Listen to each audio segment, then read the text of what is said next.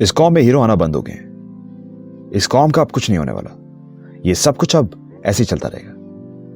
ये वो अल्फाज हैं जो अक्सर हम लोगों से कहते हुए सुनते हैं। इन अल्फाज की गूंज हर उस इंसान के लिए बहुत गहरी है कि जिसको अपने वतन से प्यार है। पर इन एहसासात की रोक को अगर एक तरफ रखकर अपने दिल के बजाय अपने दिमाग से सोचा जाए तो आपके हर क्यों का जवाब आपको आपकी बंद आंखों की दूसरी तरफ मिलेगा। एक बार खुद से पूछें कि कौन है ये हीरो, क्यों होते हैं ये हीरो, और हीरो कहते किन्हें हैं। सबसे पहला सवाल तो ये होना चाहिए, यानी किसी को हीरो जानने से पहले हीरो के लफ्ज को पहचानना जरूरी है। और ये हो नहीं सकता कि जिस मुल्क की तारीख अपने हीरोज की खून गरमा देने वाली दास्तानों से भरी पड़ी हो, उस मुल्क की माएं नए हीरोज को जन्म देना ही भूल जाएं। ऐसा मुमकिन नहीं है। पर मसला वहां पैदा होता है जब हमारा किसी को हीरो मानने का मेयार सिर्फ फिल्म्स या ड्रामास में काम करने वाले बेहरूपियों के गिर्द ही घूमने लगे। आज की एपिसोड स्कर्दू सतपारा के एक ऐसी कौमी हीरो के नाम कि जिसको पहचानने में हमने बहुत देर कर दी। मोहम्मद अली का ताल्लुक स्कर्दू में वाक़या एक नवाही गांव सतपारा से था। पहाड़ों से उसका लगाव बचपन से ही बहुत गहरा था। पहाड़ों से यह मोहब्बत उसको विरासत में मिली थी।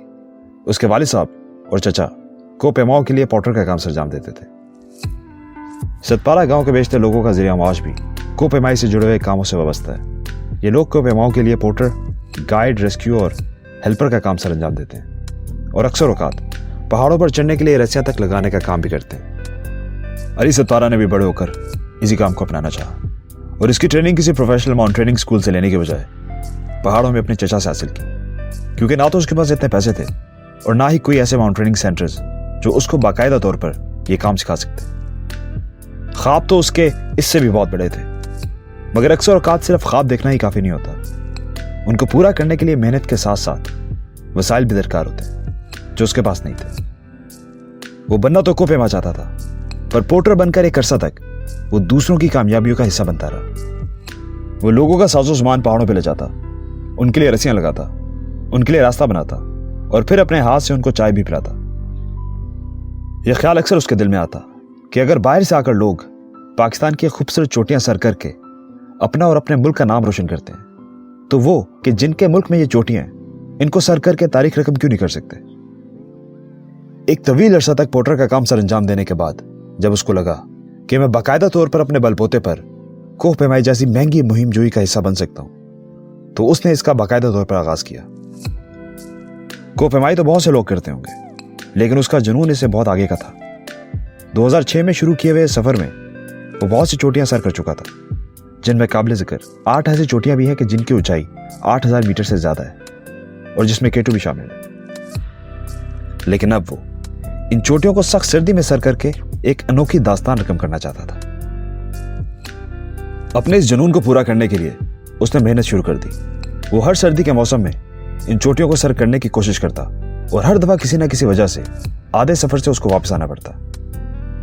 कभी दौरान सफर उसके साथी बीमार हो जाते, कभी उसे खुद को फ्रोजबाइट हो जाता, कभी वो रास्ता भूल जाता, तो कभी खराब मौसम उनको अपनी आगोश में ले लेता। अब उसका यह जुनून उसकी जिद बन चुकी थी और इतने साल कामयाबी से चंद कदम दूर खड़े रहकर उसको देखना उसके लिए उसके अंदर लगी एक आग के मुतरादिफ था जो सख्त सर्दी भी ना बुझा पाई। इसी तरह एक बार उसने 2015 सर्दियों के मौसम में अपने 2 साथियों के साथ नांगा पर्वत को सर करने के लिए सफर का आगाज किया। दौरान सफर उसकी आदत थी कि वो अपना सफर तेजी से मुकम्मल करता ताकि वो सख्त सर्दी में भी अपने जिस्म की हिद्दत को बरकरार रख सके। इस सफर में भी उसने ऐसे किया। इस सफर में भी उसने अपनी बर्क रफ्तारी जारी रखी। नतीजतन उसके 2 साथी उससे बहुत दूर रह गए। आसपास देखने पर जब अली सतपारा ने अपने साथियों को अपने करीब ना पाया तो वो रुक कर उनके इंतजार में कई घंटे उस बर्फ में बैठा रहा।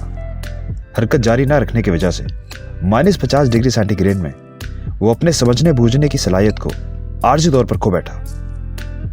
अब अपने दोस्तों के आने पर वो उनसे बात तो करता, लेकिन किसी भी बात को ना तो समझ पाता और ना ही किसी रास्ते की निशानदेही कर पाता। आखिरकार एक बार फिर उनको वापस लौटना पड़ा। उसकी हर बार इन चोटियों को सर्दियों में सर करने की नाकाम कोशिश उसको हर बार कुछ नया सिखाती। बस अब सिर्फ उसे अपनी किस्मत के साथ होने का इंतजार था। और आखिरकार 2016 में किस्मत ने भी उसका साथ दिया।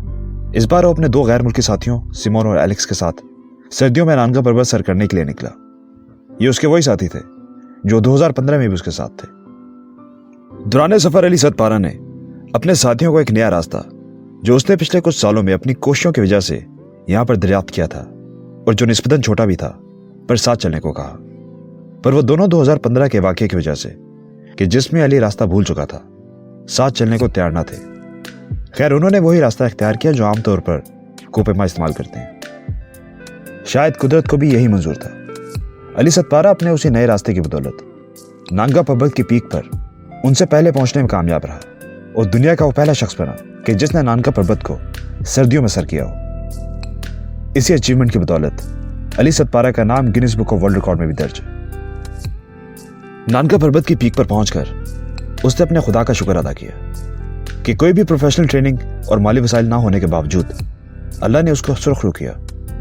उसकी आंखों के सामने उन दोस्तों के चेहरे आ रहे थे कि जिनको इन पहाड़ों ने पिछले कई सालों में अपनी आगोश में ले लिया था।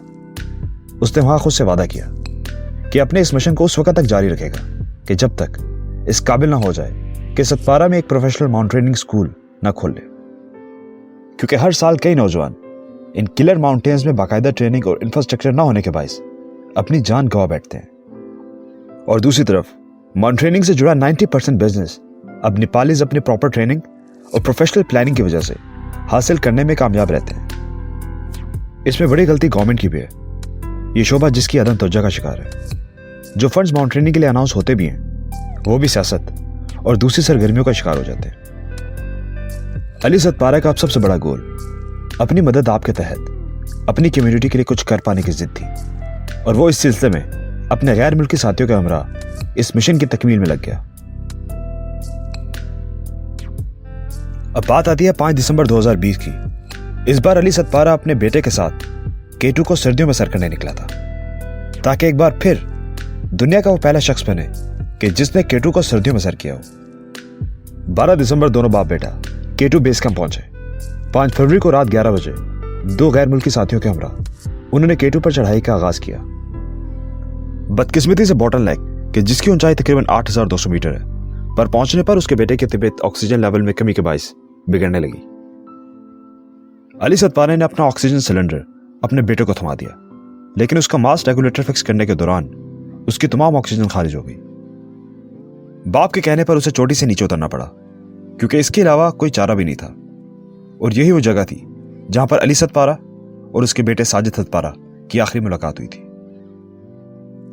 बेस कैंप पहुंचने पर साजिद सतपारा ने कंट्रोल रूम को सारी सिचुएशन से आगाह कर दिया कि वहां उनके साथ क्या वाकया पेश आया और यह भी कि अली सतपारा और उसके साथी K2 सर करने के लिए अपने सफर को जारी रखे हुए हैं।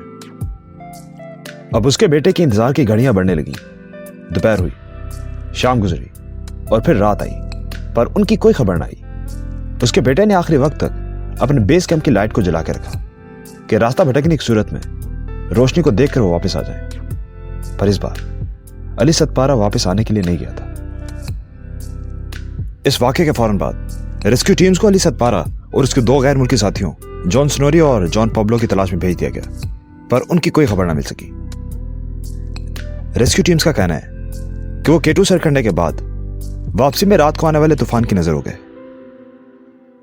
यानी अली सतपारा इस दुनिया से जाते हुए भी इस बैनुल अक़वामी एजाज को अपने नाम कर गया।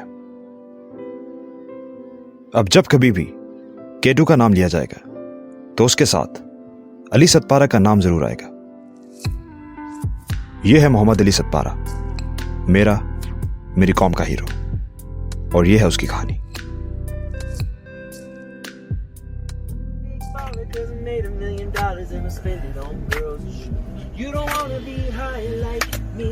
Never really know why you like me.